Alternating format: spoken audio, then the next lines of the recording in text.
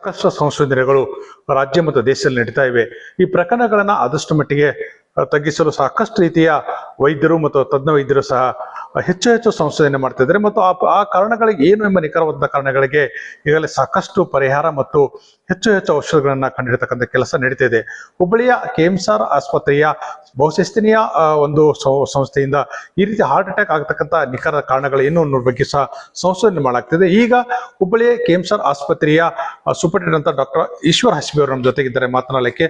Sir, ಈಗಾಗಲೇ ಸಾಕಷ್ಟು ರೀತಿ ಸಂಶೋಧನೆ ನಡೀತಿದೆ. ಈಗ ಹೃದಯಾಘಾತಗಳು ಹೆಚ್ಚು ಪ್ರಕರಣ ಆಗ್ತದೆ, ಅದಕ್ಕೆ ಕಾರಣಗಳನ್ನ ಸಂಶೋಧನೆಗಳನ್ನ ನಡೀತಾ ಇದೆ. ಯಾವ ರೀತಿ ನಡೀತಾ ಇದೆ ಅಂತ? ಈಗ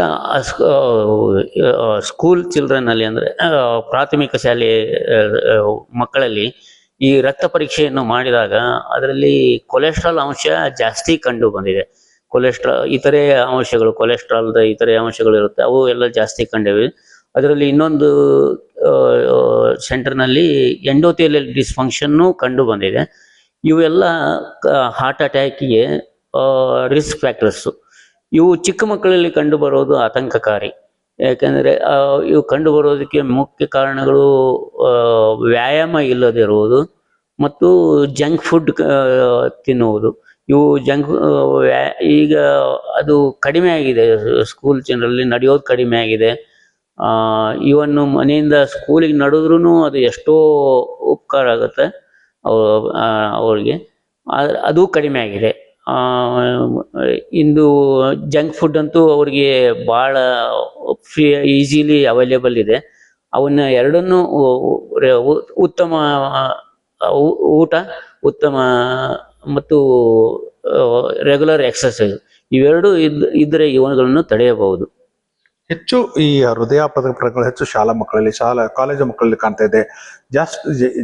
ಆದಷ್ಟು ಜಾಗೃತಿ ಆಗ್ಬೇಕಾಗಿದೆ. ಕೆಎಂಆರ್ ಆಸ್ಪತ್ರೆ ಈ ಬಗ್ಗೆ ಏನು ಕ್ರಮ ತೆಗೆದು ಸ್ಕೂಲ್ಗಳಿಗೆ ಹೋಗಿ ಅವ್ರಿಗೆ ಇದರ ಬಗ್ಗೆ ತರಬೇತಿ, ತಿಳುವಳಿಕೆಯನ್ನು ನೀಡುವುದನ್ನು ನಾವು ಮಾಡ್ಬೇಕಂತ ಮಾಡಿದ್ದೀವಿ, ಅದನ್ನ ಮಾಡ್ತೀವಿ.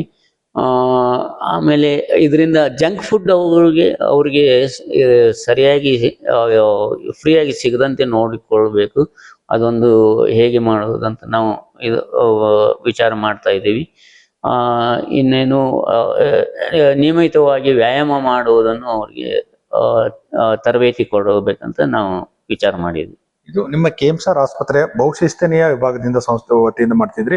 ಈಗ ಯಾವ ವರದಿ ಯಾವ ಹಂತಕ್ಕೆ ಬಂದಿದೆ, ಯಾವಾಗ ಸಬ್ಮಿಟ್ ಆಗ್ತದೆ, ಏನೆಲ್ಲ ಆ ವರದಿಯ ಅಂಶಗಳು ಉಂಟುತ್ತದೆ, ಯಾವ ರೀತಿಯ ವರದಿಯನ್ನ ಸಬ್ಮಿಟ್ ಮಾಡಿದಾಗ ಕ್ರಮಗಳೇನೋ, ಅದರ ಸಲಹೆ ಸೂಚನೆಗಳೇನು ಕೊಡಲಾಗ್ತದೆ ಅಂತ?